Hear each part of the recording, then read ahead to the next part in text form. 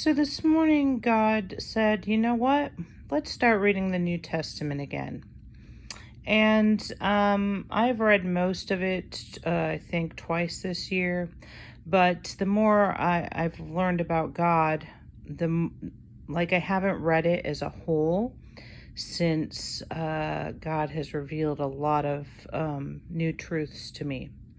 So today he said we're just going to start Matthew and see what we find, because I know he's going to be leading me through some evidence. Right now he generally takes me to individual verses, so it was kind of cool reading it as the story that it is here. And then I was reading a while, Jesus starts talking. He says a few things right in here. And then we get to this Matthew chapter 5. Now when Jesus saw the crowds, he went up on a mountainside and sat down. His disciples came to him, and he began to teach them. See, when you're reading in the Spirit, like different words stand out and have different like cadences. And he began to teach them is almost like a setup for letting us know that Jesus Christ is about to start his work on earth, like the teaching part of it. And then we come over here, and this is the first true teaching Jesus Christ does. And the Lord would like to point out that he put it very first for a reason. And so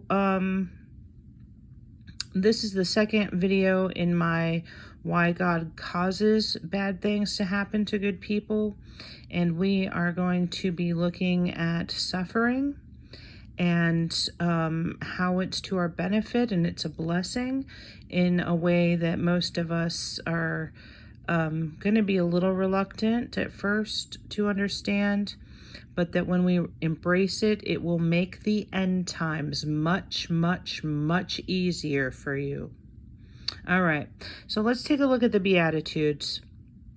First of all, when I read this first one, it was kind of like getting hit on the head by a pan, because we read the Beatitudes as almost like a comfort. Like we use them to comfort ourselves, but God intended them far more literally. So this is a very active verb. I'm not sure everyone's going to be able to hear the difference between the active verb and the way we were reading it before, but just bear with me. Okay.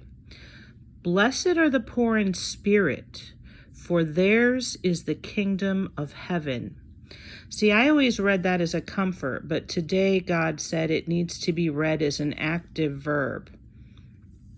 So essentially, I have blessed you if you're poor in spirit, and you will get the kingdom of heaven. Just a minute, my dog is... Okay. So I've been telling you that God blesses us with suffering, and here Jesus is his very first teaching, that blessed are the poor in spirit. That can come from many things, but to me, as I was reading it, it reminded me of the depression that a lot of people in the world right now are under.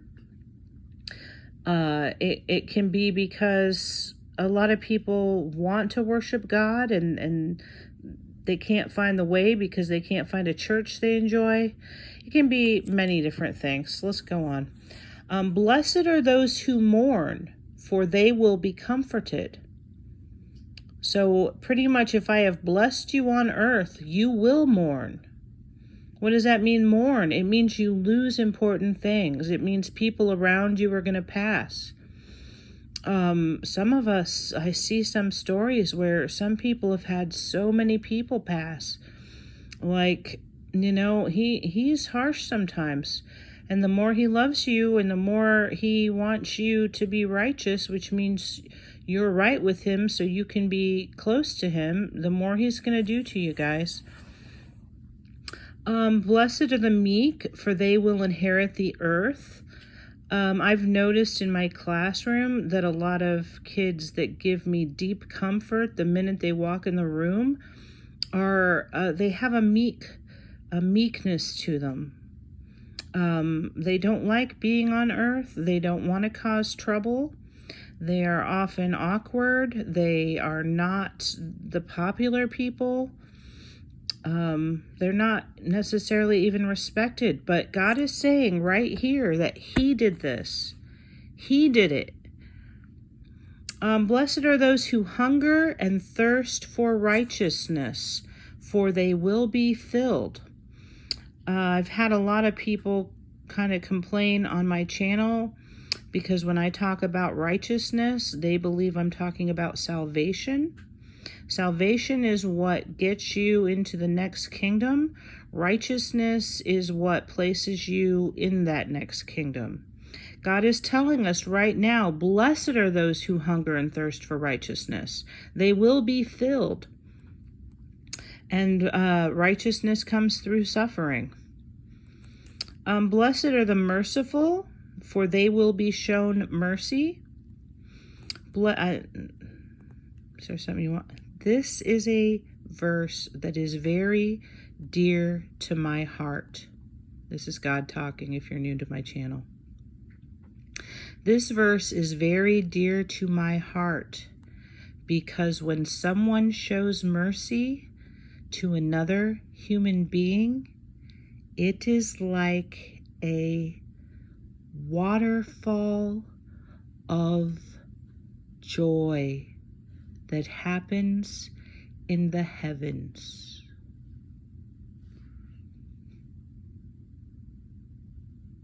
Okay.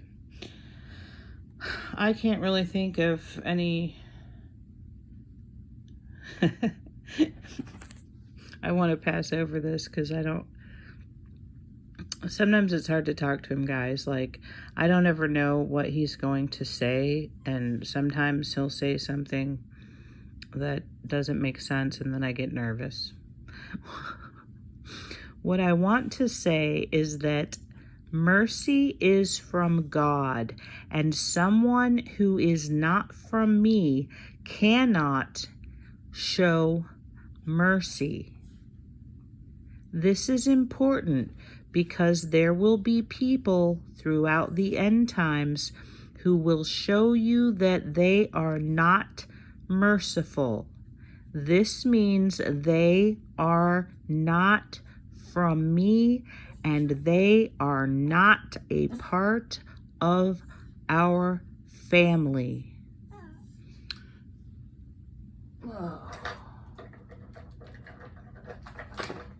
Sorry, my dog's doing spiritual battle. Okay. Blessed are the pure in heart, for they will see God. And you can often see these people because when they smile at you, you just feel something in your heart warm up. Blessed are the peacemakers, for they will be called children of God.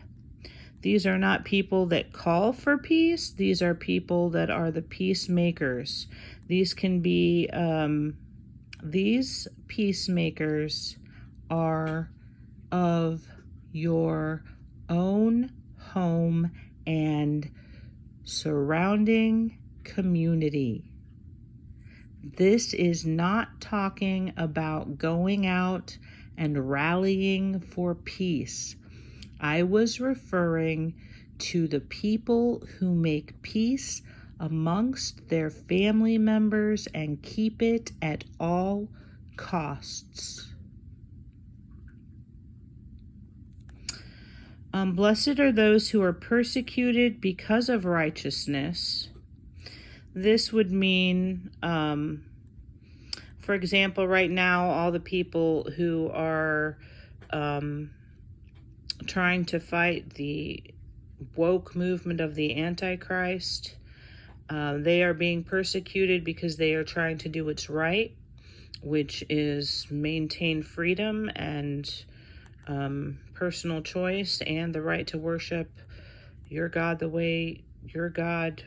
There is only one God.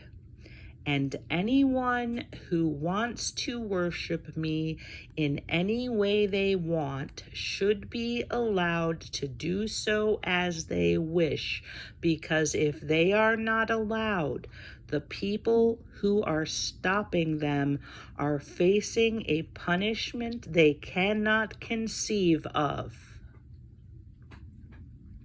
God doesn't like when people mess with his kids. Like, all the harsh words of this book were meant for the wicked. He loves his children. These are his children, and he is going to come down hard very soon on people who try to mess with my plan of renewal and revival. Okay. He said that several times, so we have a revival coming up. Okay, and then this last paragraph, I have always assumed meant that you were persecuted because you were Christian. Now listen to this paragraph, because it actually refers to these traits. Blessed are you when people insult you, persecute you, and falsely say all kinds of evil against you because of me.